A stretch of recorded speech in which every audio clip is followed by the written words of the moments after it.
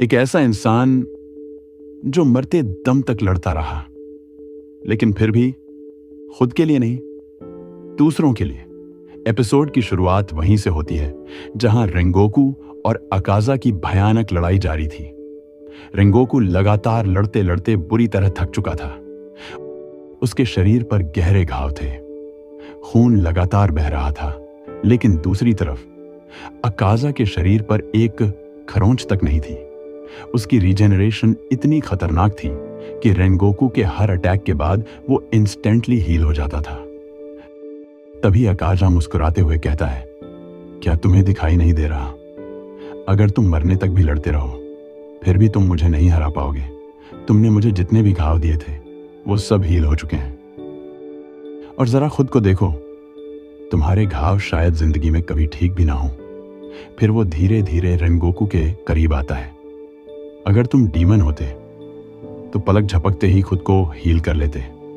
Rengoku, daemon बन जाओ। लेकिन तभी रेंगोकू अपनी स्वॉर्ड फिर से कसकर पकड़ लेते हैं। उनकी आंखों में डर नहीं था, सिर्फ डिटर्मिनेशन था। वो धीरे से कहते हैं, मैं अपना कर्तव्य पूरा करूंगा, चाहे कुछ भी हो जाए। आज यहां कोई नहीं मरेगा।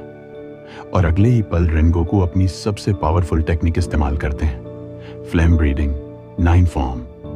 रेंगोकू, पूरा जंगल आग की रोशनी से चमक उठता है। इतनी डेंजरस ऑरा देखकर अकाजा एक्साइटेड हो जाता है। वो हंसते हुए कहता है, हाँ, यही तो मैं देखना चाहता था। अब तुम्हें डीमन बनना ही होगा।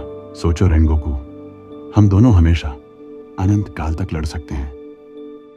लेकिन तभी बूम, दोनों के अटैक्स टकराते हैं और एक भयानक एक्सप्लोजन हो जाता है। कुछ सेकंड तक पूरा एरिया शांत हो जाता है। फिर धुआं हटता है और जो दिखाई देता है उसे देखकर तंजीरो की सांस रुक जाती है। अकाजा का हाथ सीधा रेंगोकू के पेट के आर पार था। तंजीरो शॉक में चिल्ला उठता है, रेंगोकू। लेकिन इतनी चोट लगने के बाद भी रेंगोकू की आंखों में डर नहीं था। तभी अकाजा कहता है, तुम जानते हो ना, ये घाव तुम्हें मार देगा। फिर खुद को बचा क्यों नहीं लेते? बस डीमन बन जाओ। और तभी रेंगोकू को अपनी मां की बातें याद आने लगती हैं। छोटे रेंगोकू अपनी मां से पूछते हैं, क्या मैं दूसरों से ज्यादा स्ट्रांग हूं? तब उनकी मां मुस्कुराकर कहती हैं, ताकि तुम अपनी ताकत से कमजोर लोगों की रक्षा कर सको। जो लोग गॉड गिफ्टेड होते हैं, उनका कर्तव्य होता है कि वो दूसरों की मदद करें। तुम कभी भी अपनी ताकत का इस्तेमाल लोगों को दुख देने के लिए नहीं करोगे। स्ट्रांग लोगों का यही फर्ज होता है। प्रेजेंट में वापस आते ही रेंगोकू की आंखें फिर चमकने लगती हैं और अचानक वो अकाजा की गर्दन पकड़ लेते हैं। अब अकाजा पहली बार पैनिक होने लगता है। वो रेंगोकू के चेहरे पर पंच मारता है, लेकिन रेंगोकू उसका हाथ रोक लेते हैं। तभी अकाजा नोटिस करता है, सूरज निकलने वाला था। अब अगर वो नहीं भागा तो वो मर जाएगा। अकाजा पूरी ताकत लगाकर अपना हाथ छुड़ाने की कोशिश करता है, लेकिन रेंगोकू उसे छोड़ ही नहीं रहे थे। वो अपनी आखिरी सांस तक अकाजा को रोकना चाहते थे। अगर उसी समय तंजीरो थोड़ा और तेज होता तो शायद अकाजा वहीं खत्म हो जाता। क्या आपको लगता है, अगर तंजीरो थोड़ा पहले पहुंच जाता तो अकाजा मर सकता था? तभी तंजीरो भी अपनी स्वॉर्ड लेकर दौड़ता है। इनोसुके भी अटैक करने आता है।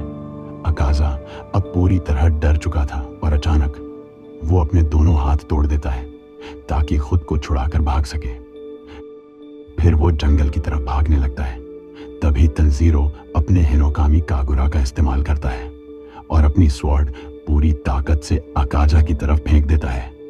स्लैश! वो तलवार जाकर अकाजा के शरीर में घुस जाती है, लेकिन फिर भी अकाजा भाग जाता है। और तभी तंजीरो जोर जोर से चिल्लाने लगता है, भाग क्यों रहे हो डरपोक? वापस आओ और लड़ो। रेंगोकू तुमसे ज्यादा स्ट्रांग है। उन्होंने किसी को नहीं मारा, फिर भी वो जीत गए। ये सुनकर भी अकाजा पीछे मुड़कर नहीं देखता और जंगल में गायब हो जाता है।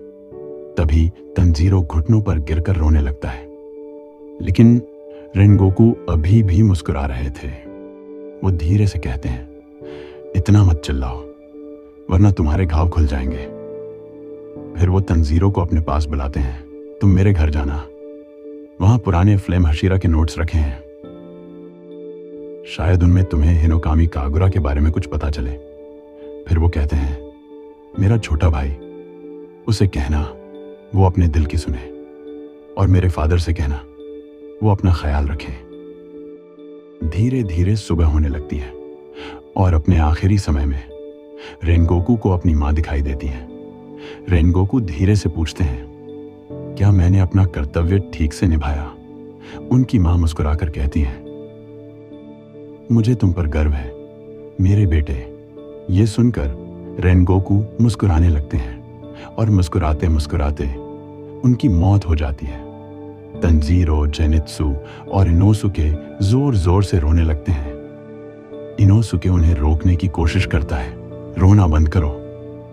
रेनगोकू वीक नहीं थे, लेकिन कुछ सेकंड बाद वो खुद भी रोने लगता है।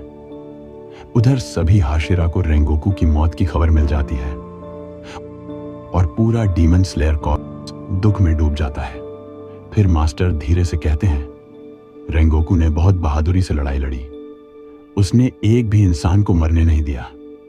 कुछ समय बाद मेरी भी मृत्यु हो जाएगी, फिर मैं रेनगोकू और अपने बाकी बच्चों से मिल पाऊंगा।